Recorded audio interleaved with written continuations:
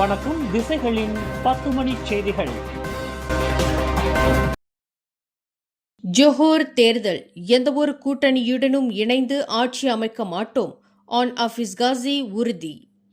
வருகிற ஜூலை 11 நடைபெறவுள்ள ஜோஹர் மாநில தேர்தலில் மக்கள் தங்களுக்கு பெரும்பான்மை வழங்கினால் வேறு எந்தவொரு கூட்டணியுடனும் இணைந்து ஆட்சி அமைக்கப் போவதில்லை என்று ஜோஹர் பாரிசான் நேஷனல் தலைவரும் இடைக்கால மந்திரி பசாருமான டத்தோ ஆன் ஹஃபீஸ் காசி திட்டவட்டமாக தெரிவித்துள்ளார். ஜோஹரில் பாரிசான் நேஷனல் பாஸ் கட்சி அல்லது பிற கட்சிகளுடன் கூட்டு வைக்கக்கூடும் என்ற யூகங்களுக்கு பதிலளித்த அவர் 56 தொகுதிகளிலும் பாரிசான் நேஷனல் தனித்து போட்டியிடும் முடிவை எடுத்ததில் இருந்தே பல அரசியல் தாக்குதல்களையும் இனவாதிகள் என்ற முத்திரையையும் எதிர்கொண்டு வருவதாக குறிப்பிட்டார். ஜாசேகா போன்ற கட்சிகளுடன் கூட்டணி வைக்க மறுத்ததால் தங்களை ஆணவக்காரர்கள் என்று சிலர் விமர்சிப்பதாக ஆன் ஹஃபீஸ் கூறினார். தற்போதைய ஜோஹர் அரசு 100 விழுக்காடு பாரிசான் நேஷனல் அரசு மட்டுமே என்றும் இது மற்ற மாநிலங்களைப் போன்ற கூட்டாட்சி அரசு அல்ல என்றும் அவர் சுட்டிக்காட்டினார். மக்களின் ஆதரவு கிடைத்தால் தேர்தல் முடிவுக்கு பிறகும் தனித்தே ஆட்சி அமைக்கப்படும் என்று உறுதிபட கூறிய அவர் அடிமட்ட தொண்டர்கள் மற்றும் மக்களின் உணர்வுகளுக்கு மதிப்பளித்தே இந்த தனித்து போட்டி முடிவு எடுக்கப்பட்டதாக தெரிவித்தார். இத்தேர்தலுக்கான வேட்புமனு தாக்கல் வரும் சனிக்கிழமை நடைபெறவுள்ளது. போக்குவரத்து விதி மீறல்களுக்கான அதிகபட்ச அபராத தொகையை 500 ரிங்கெட்டாக உயர்த்தும் நடவடிக்கை 2029 முதல் அமல்படுத்தப்படும் என்று போக்குவரத்து அமைச்சர் ஆந்தனி லாக் தெரிவித்துள்ளார். மக்களிடையே விழிப்புணர்வை ஏற்படுத்தவும் அவர்களின் ஓட்டுநர் நடத்தையை மாற்றிக்கொள்ளவும் இந்த நீண்டகால அவகாசம் வழங்கப்பட்டுள்ளதாக குறிப்பிட்ட ஆந்தனி லாக் அபராதம் விதிக்கப்பட்ட 30 நாட்களுக்குள் அதனை செலுத்துவோருக்கு 50 விழுக்காடு தள்ளுபடி வழங்கும் முறை அறிமுகப்படுத்தப்படும் என்றும் கூறினார். இந்த அபராத தொகை உயர்வு அரசாங்கத்தின் வருவாயை அதிகரிப்பதற்காக அல்ல, மாறாக போக்குவரத்து விதிகளை மக்கள் முறையாக பின்பற்றுவதை உறுதி செய்வதற்கே ஆகும் என்று நாடாளுமன்றத்தில் இன்று சாலை போக்குவரத்து சட்டத்திருத்த மசோதா மீதான விவாதத்தில் அவர் விளக்கமளித்தார். சிவப்பு விளக்கை மதிக்காமல் செல்வது போன்ற கடுமையான விதி மீறல்களுக்கு மட்டுமே இந்த 500 ரிங்கெட் அதிகபட்ச அபராதம் விதிக்கப்படும் என்றும் அத்துடன் தொடர் விதி மீறல்களில் ஈடுபடுபவர்களை கட்டுப்படுத்த கிஜாரா புள்ளி குறைப்பு முறையும் பலப்படுத்தப்படும் என்றும் அவர் தெரிவித்தார். முன்னதாக வாழ்க்கை செலவின உயர்வை காரணம் காட்டி இந்த அபராத உயர்வுக்கு எதிர்க்கட்சி எம்பிக்கள் நாடாளுமன்றத்தில் எதிர்ப்பு தெரிவித்தது குறிப்பிடத்தக்கது. அண்மையில் டீசல் விலை மாற்றத்தை தொடர்ந்து நாட்டில் எரிபொருள் மானிய திட்டத்தை மேலும் விரிவுபடுத்தும் திட்டம் அரசிடம் இல்லை என்று துணை நிதியமைச்சர் லியூ சின்டாங் தெரிவித்துள்ளார். ACCA வரி மீதான மாநாட்டில் பேசிய லியூ சின்டாங் தற்போது ரான் 95 மற்றும் டீசல் மானியங்கள் அனைத்தும் பூடி மடானி கட்டமைப்பின் கீழ் ஒருங்கிணைக்கப்பட்டு வருவதாக குறிப்பிட்டார். முன்னதாக வழங்கப்பட்ட நேரடி ரொக்க மானியங்களுக்கு பதிலாக இனி அனைத்தும் இத்திட்டத்தின் கீழ் கொண்டுவரப்படும் என்றார். நாடு தழுவிய மானிய சீரமைப்பு திட்டத்தின் ஒரு பகுதியாக வரும் ஜூலை 1 முதல் மானிய விலை டீசல் லிட்டருக்கு 2 ரிங்கெட் 10 சென்டாக மாற்றியமைக்கப்படும் என்றும் இது மைகாட் முறை மூலம் நாடு முழுவதும் அமல்படுத்தப்படும் என்றும் அவர் கூறினார். மேலும் வரவிருக்கும் 2027 ஆண்டுக்கான பட்ஜெட் நாட்டின் பொருளாதார திறன் மற்றும் விநியோக சங்கிலி பாதுகாப்பை வலுப்படுத்துவதை நோக்கமாக கொண்டு அமையும் என்றும் அவர் தெரிவித்தார். நாட்டில் ஏற்பட வாய்ப்புள்ள மிக கடுமையான சூப்பர் எல்னினோ காலநிலை மாற்றத்தை எதிர்கொள்ள ஒட்டுமொத்த பொதுமக்களும் முன்கூட்டியே தயாராக இருக்க வேண்டும் என்று மலேசிய வானிலை ஆய்வு மையமான மெட் மலேசியா எச்சரித்துள்ளது. இந்த அசாதாரண காலநிலை மாற்றத்தின் காரணமாக வழக்கத்திற்கு மாறான வறட்சி, கடுமையான வெப்ப அலை மற்றும் மிக குறைவான மழைப்பொழிவு ஆகியவை பதிவாகக்கூடும் என வானிலை ஆய்வு மையம் குறிப்பிட்டுள்ளது. இது நாட்டின் நீர் ஆதாரங்கள், விவசாயத்துறை மற்றும் பொதுமக்களின் ஆரோக்கியத்தில் நேரடி பாதிப்பை ஏற்படுத்தக்கூடும் என்பதால் நீர் மேலாண்மை மற்றும் பாதுகாப்பு நடவடிக்கைகளில் அரசு தீவிர கவனம் செலுத்தி வருகிறது. பொதுமக்கள் தேவையின்றி வெயிலில் நடமாடுவதை தவிர்க்க வேண்டும் என்றும் நீர் விரயத்தை குறைத்து தங்களை பாதுகாத்துக் கொள்ள தேவையான முன்னெச்சரிக்கை நடவடிக்கைகளை மேற்கொள்ள வேண்டும் என்றும் வானிலை ஆய்வு மையம் கேட்டுக் கொண்டுள்ளது.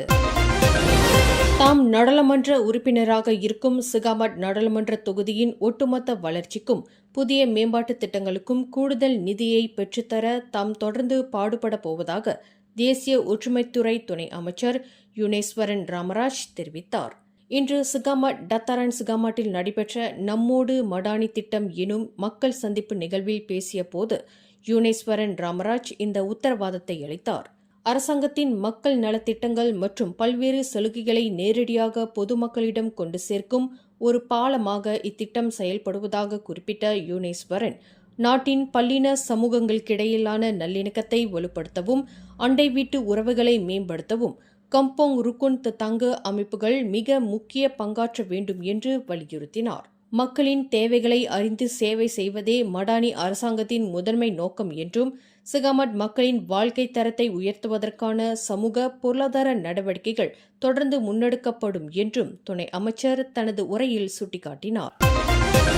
கோலாலும்பூர் பங்சார் லோரோங் மாரூஃப் ஒன்றில் உள்ள ஒரு இடைநிலை பள்ளி வளாகத்திற்குள் இன்று நண்பகல் வேளையில் மரம் ஒன்று வேரோடு பெயர்த்து கொண்டு சாய்ந்ததில் அங்கு நிறுத்தி வைக்கப்பட்டிருந்த 2 கார்கள் பலத்த சேதமடைந்தன. இன்று மதியம் 12:13 மணியளவில் இந்த விபத்து குறித்து அவசர அழைப்பு வந்ததாக கோலாலும்பூர் தீயணைப்பு மற்றும் மீட்புத்துறை தெரிவித்துள்ளது. சம்பவ இடத்திற்கு பந்தாய் மற்றும் சப்புத்தே நிலையங்களைச் சேர்ந்த 12 தீயணைப்பு வீரர்கள் விரைந்து சென்று மீட்பு பணியில் ஈடுபட்டனர். பள்ளி வளாகத்தில் நிறுத்தி வைக்கப்பட்டிருந்த ஹோண்டா ஓடிசி மற்றும் டொயோட்டா அல்டிஸ் ஆகிய 2 வாகனங்களின் மீது அந்த பெரிய மரம் விழுந்திருந்தது. தீயணைப்பு படையினர் 2 மின்சார ரம்பங்களை கொண்டு மரத்தின் கிளைகளை வெட்டி அகற்றினர். கோலாலும்பூர் மாநகர் மன்றமான DBKL வழங்கிய கனரக இயந்திரத்தின் உதவியுடன் மரம் முழுமையாக அப்புறப்படுத்தப்பட்டது. அதிர்ஷ்டவசமாக இந்த சம்பவத்தில் யாருக்கும் எந்தவித காயமும் ஏற்படவில்லை என தீயணைப்புத்துறை உறுதிப்படுத்தியுள்ளது. வருகிற ஜூலை 11ஆம் தேதி நடைபெறவுள்ள ஜொஹூர் மாநில தேர்தலில் பிரிக்கத்தான் நேஷனல் கூட்டணியில் உள்ள கட்சிகளிலேயே பர்சத்து கட்சிதான் அதிக இடங்களில் போட்டியிடும் என்று அக்கூட்டணியின் தேர்தல் இயக்குநர் சனுசி நூர் தெரிவித்துள்ளார். பாஸ் தலைமையகத்தில் இன்று நடைபெற்ற தொகுதி பங்கீட்டு கூட்டத்திற்கு பிறகு பேசிய சனுசி நூர், கூட்டணி கட்சிகளுக்கு இடையிலான 34 தொகுதி முரண்பாடுகள் அனைத்தும் சுமூகமாக தீர்க்கப்பட்டு விட்டதாக கூறினார். கட்சியின் பலம், வாக்காளர் ஆதரவு மற்றும் கடந்த கால அனுபவங்களின் அடிப்படையில் இந்த இட ஒதுக்கீடு செய்யப்பட்டுள்ளதாக அவர் குறிப்பிட்டார். இத்தேர்தலில் பெஜுவாங் கட்சி புகேட் கம்பீர் தொகுதியில் மட்டும் போட்டியிடும் என்றும், அனைத்து வேட்பாளர்களும் பரிக்கத்தான் நேஷனல் சின்னத்தின் கீழேயே போட்டியிடுவார்கள் என்றும் அவர் தெளிவுபடுத்தினார். மேலும் பாஸ் கட்சியின் வேட்பாளர்கள் நாளை 3 அறிவிக்கப்படுவார்கள் என்றும் அவர் கூறினார். தனது ஃபேஸ்புக் பக்கத்தில் தவறான தகவலை பரப்பியதாக தொடரப்பட்ட வழக்கில் டிவி தீகா தொலைக்காட்சியின் முன்னாள் தலைமை செய்தி ஆசிரியர் செஷன்ஸ் நீதிமன்றத்தில் இன்று குற்றத்தை மறுத்து விசாரணை கோரினார். நீதிபதி அமாட் ஃபாட் ஒத்மான் முன்னிலையில் நிறுத்தப்பட்ட கைடீர் அமாட் என்ற அந்த முன்னாள் செய்தி ஆசிரியர் கடந்த ஏப்ரல் 12ஆம் தேதி மலேசிய அதிகாரிகளின் துணையுடன் சபாவில் இருந்து பிலிப்பீன்ஸுக்கு 52 மில்லியன் லிட்டர் மானிய விலை டீசல் கடத்தப்பட்டதாக தனது ஃபேஸ்புக் பக்கத்தில் தவறான தகவலை வெளியிட்டதாக அவர் மீது குற்றம் சுமத்தப்பட்டது. 1998ஆம் ஆண்டு தொடர்பு மற்றும் பல்லூடக சட்டத்தின் கீழ் கொண்டுவரப்பட்ட இக்குற்றச்சாட்டு நிரூபிக்கப்பட்டால் அதிகபட்சமாக 5 லட்சம் ரிங்கெட் அபராதம் அல்லது 2 ஆண்டுகள் சிறை தண்டனை விதிக்கப்படலாம். கடந்த ஆண்டு நெகிரி செம்பிலான் சினாவாங்கில் நிகழ்ந்த விபத்தில் 3 பேரின் மரணத்திற்கு காரணமான 18 வயது இளைஞனை மலாக்காவில் உள்ள ஹென்றி கர்னி சீர்திருத்த பள்ளிக்கு அனுப்ப சிரம்பான் நீதிமன்றம் இன்று உத்தரவிட்டுள்ளது. மஜிஸ்ட்ரேட் நூருல் அசியூன் தால்ஹா முன்னிலையில் நிறுத்தப்பட்ட அந்த இளைஞன் தனக்கு எதிரான குற்றச்சாட்டை ஒப்புக்கொண்டதைத் தொடர்ந்து அவர் 3 ஆண்டுகள் சீர்திருத்த பள்ளியில் இருக்க வேண்டும் என்று ஆணை பிறப்பிக்கப்பட்டது. உரிமம் இன்றி ஆபத்தான முறையில் வாகனத்தை ஓட்டி சென்று விபத்து ஏற்படுத்தியதாக அவருக்கு எதிராக போக்குவரத்து சட்டத்தின் கீழ் குற்றச்சாட்டு கொண்டு வரப்பட்டது. இந்த விபத்தில் ஐடில் ரம்டான், அஸ்வாரி லொட்பி, ஐசார் அசீம் ஆகிய 3 சிறுவர்கள் உயிரிழந்தனர். பாதிக்கப்பட்ட 3 குடும்பங்களுக்கும் அந்த இளைஞனின் பெற்றோர் தலா 2000 ரிங்கெட் இழப்பீடு வழங்க வேண்டும் என்று மஜிஸ்ட்ரேட் உத்தரவிட்டார்.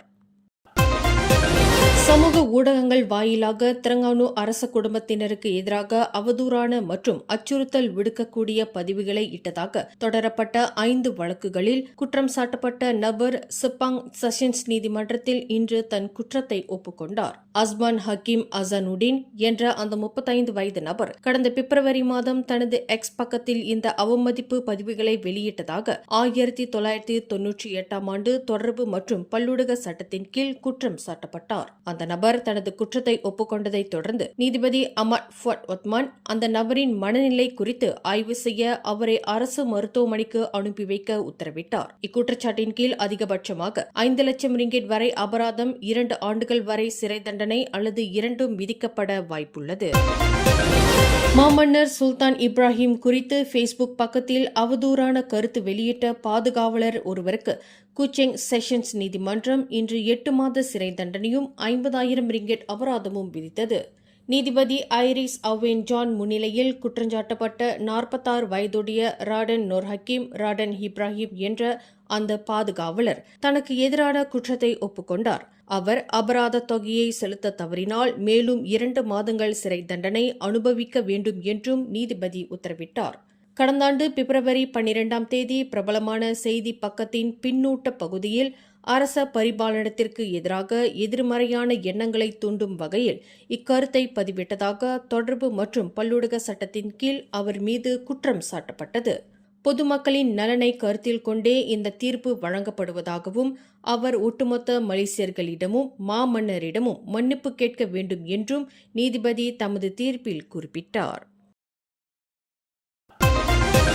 பொது பல்கலைக்கழகங்களின் மாணவர் சேர்க்கை முறை குறித்து கருத்து தெரிவித்ததற்காக கெடா மாநில ஆட்சிக்குழு உறுப்பினரான ஹைம் ஹில்மான் அப்துல்லா மீது நாளை சிரம்பான் மஜிஸ்ட்ரேட் நீதிமன்றத்தில் குற்றச்சாட்டு சுமத்தப்படவுள்ளது.